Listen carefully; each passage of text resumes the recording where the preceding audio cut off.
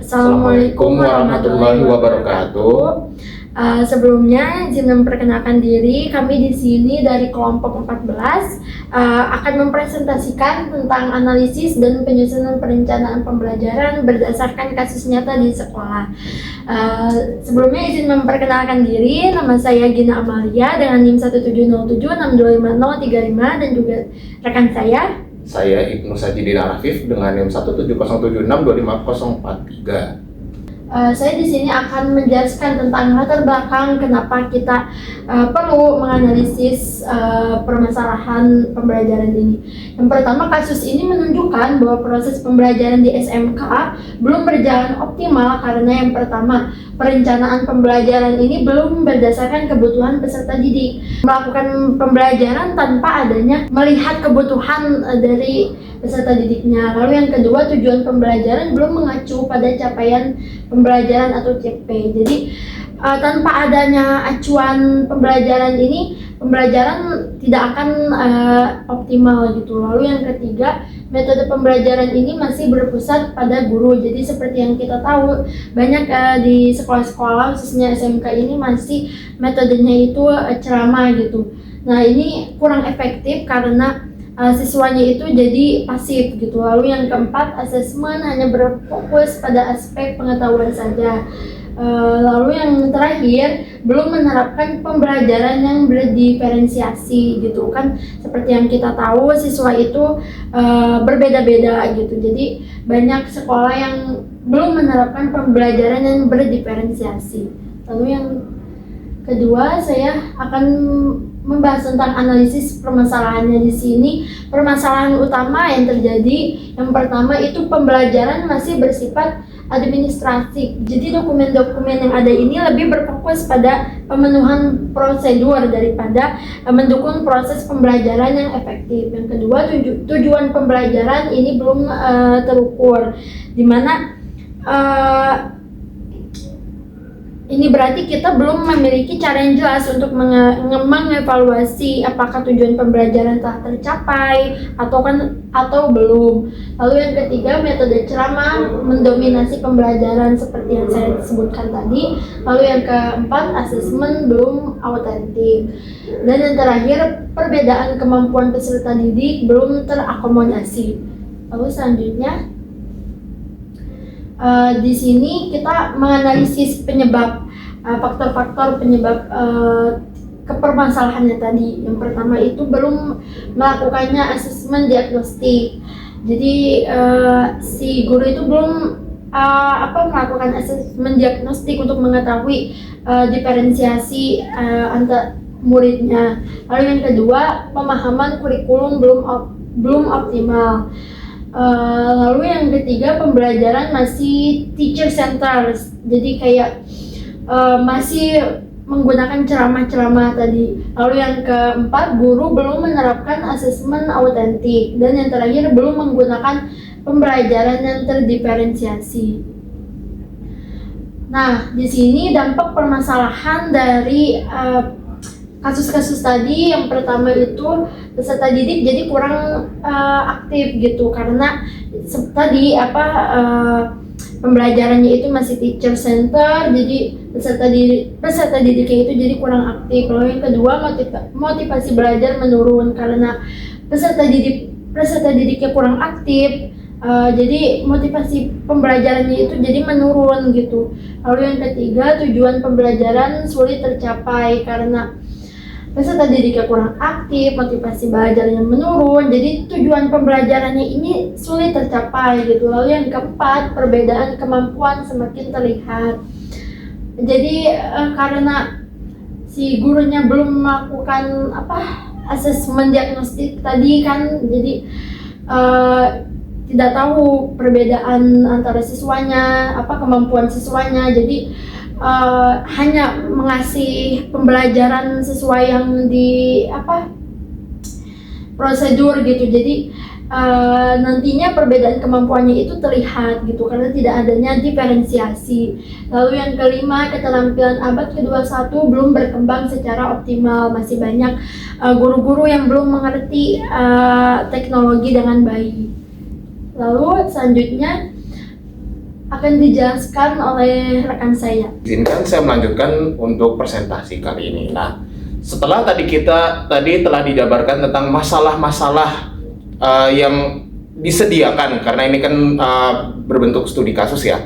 Nah, kita bakal menganalisis dulu kebutuhan peserta didik. Peserta didik itu kurang terwakilkan, alias diferensiasinya masih kurang gitu. Jadi kita harus mengklasifikasikan hal ini, yaitu kita harus mengerti karakteristik dari peserta didik SMK-nya, yaitu satu, kemampuan belajarnya beragam. Kedua, mereka lebih menyukai pembelajaran yang lebih kontekstual agar mereka tuh bisa langsung ngerti dengan lebih sesuai konteksnya gitu loh. Nah, ketiga, lebih mudah belajar melalui praktik, dan keempat, membutuhkan kolaborasi dan diskusi. Untuk gaya belajar kita bakal mengkombinasikan 3 gaya belajar ini, yaitu visual, auditory, dan kinestetik gitu. Next.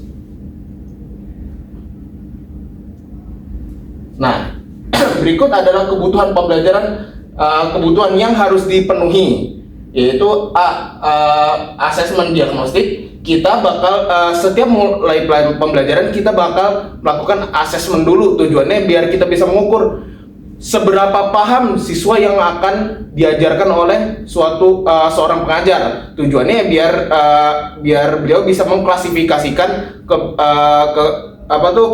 siswa ini tuh bisanya segini dan siswa ini bisa segitu, sehingga bisa menyesuaikan level cara mengajarnya dia gitu. Nah, terus habis itu tujuan berbasis CP.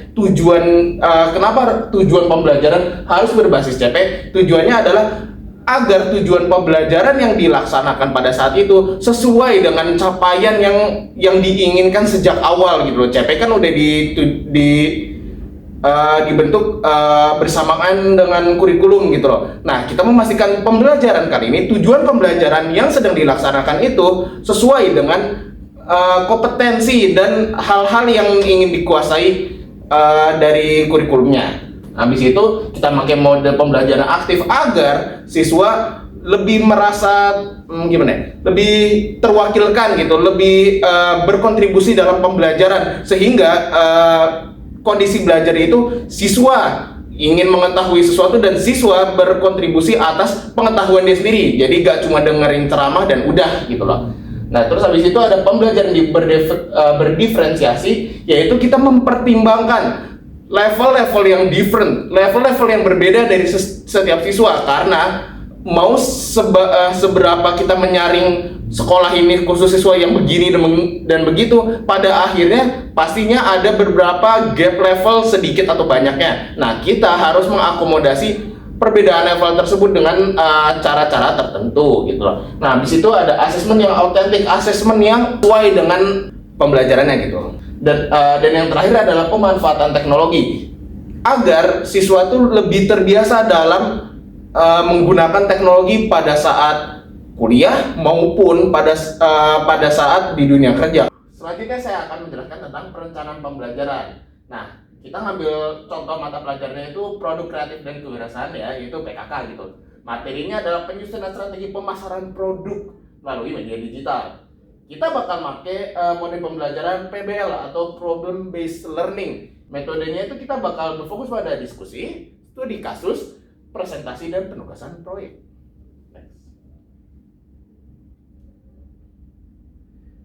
Nah, selanjutnya ada kegiatan pembelajaran, yaitu pertama ada alur pembelajarannya. Kita bagi jadi 3 tahap, yaitu pendahuluan, kegiatan inti, dan penutup. Pendahuluan kita ada pembukaan dulu, persepsi dulu. Habis itu kita bakal di sini ada tulisan motivasi dan asesmen diagnostik, tapi secara umum ini dijadiin satu jadi pendahuluan. Maksudnya apa? Kita pengen siswa ini punya motivasi dalam mempelajari sesuatu yang kita ajarkan. Contohnya ini kan kita belajar tentang pemasaran digital. Kita berharap pendahuluan kita ini kita tuh memancing mereka agar mau berpikir bersama kita dalam satu permasalahan gitu loh. Nah, kegiatan intinya pastinya adalah diskusinya itu sendiri, yaitu pemberian studi kasus ya, diskusi kelompoknya, presentasi hasil, dan evaluasi. Nah, sebelumnya kan kita di bagian akhir pendahuluan ada asesmen diagnostik. Nah, asesmen diagnostik ini berguna untuk membagi kelompok-kelompoknya yang bakal ada di dalam studi kasus ini. Gunanya apa? Biar kita tuh melakukan pembagian yang jago sama yang jago, tengah sama yang tengah, sama yang kurang sama yang kurang. Alasannya apa dibagi kayak gitu? Agar guru punya kontrol yang lebih leluasa dalam mengatur muridnya. Itu contohnya kayak gini. Misalnya ada 3 kelompok, ada yang kurang, ada yang menengah, ada yang udah jago banget. Yang jago banget bakal dikasih tugasnya tanpa bantuan sama sekali. Yang menengah bakal dibantu tapi lebih minim, dan yang lebih rendah bakal lebih intensif. Ya kedengerannya sedikit agak diskriminatif, tapi at the end poin kita adalah membuat semua siswa tuh paham, ya kan, gitu. Nah habis itu di kegiatan ini kita ada studi kasusnya, diskusinya, presentasi hasilnya, sama evaluasinya. Nah, jenis asesmennya di sini ada yang bakal kita gunain adalah diagnostik, formatif, dan sumatif. Diagnostik itu kita yang awal ya tadi di sini di bagian pendahuluan kita bakal mengukur kemampuan awal peserta didik. Jadi caranya adalah guru bakal menanyakan beberapa hal mengenai kasus yang akan diselesaikan gitu loh, sambil menanyakan hal-hal pertanyaan yang tadi itu gunanya untuk mengukur kemampuan sehingga guru nanti bisa membaginya lebih mudah gitu loh. Nah habis itu ada asesmen secara formatif. Sebenarnya nih asesmen formatif dan sumatif ini semi-semi agak disatuin karena intinya adalah ini masuk ke ranah evaluasi akhir pada tahap refleksi gitu loh. Izin meluruskan, maksud saya adalah asesmen hasil dari formatif akan disatukan dengan sumatif ya. Jadi nilai akhirnya akan digabungkan antara nilai dari standar aktual pada sumatif dengan formatif. Untuk memperhatikan performa siswa pada saat pembelajaran gitu loh. Mulai dari keaktifan diskusinya, kerja sama kelompoknya, presentasi hasilnya, pengetahuan yang siswa itu jadi mengerti pada setelah pembelajaran, keterampilan serta sikap. Di tahap terakhir kita ada refleksi dan rekomendasi. Refleksinya adalah perencanaan pembelajaran yang baik harusnya disusun sesuai karakteristik peserta didik, alias apa? Student oriented, sehingga pembelajaran itu gak cuma guru menyampaikan fakta lapangan or something like that, tapi kita berharap murid juga tertarik dengan hal itu, bahkan menyampaikan pendapat-pendapatnya gitu loh. Even salah, guru justru intinya kalau misalnya muridnya salah, guru dapat meluruskan hal itu dengan ilmu yang dimiliki sehingga siswa lebih engage terhadap pembelajarannya, sehingga pembelajaran itu bisa jadi lebih aktif, bermakna, dan sesuai kebutuhan dunia kerja. Nah rekomendasinya adalah kita harus melaksanakan asesmen diagnostik sebelum pembelajaran, terus menyusun tujuan pembelajaran sesuai CP agar tujuan utamanya itu terpenuhi, yaitu lalu ketiga melaksanakan problem based learning yang kita anggap sebagai salah satu cara dalam salah satu strategi pembelajaran yang efektif gitu.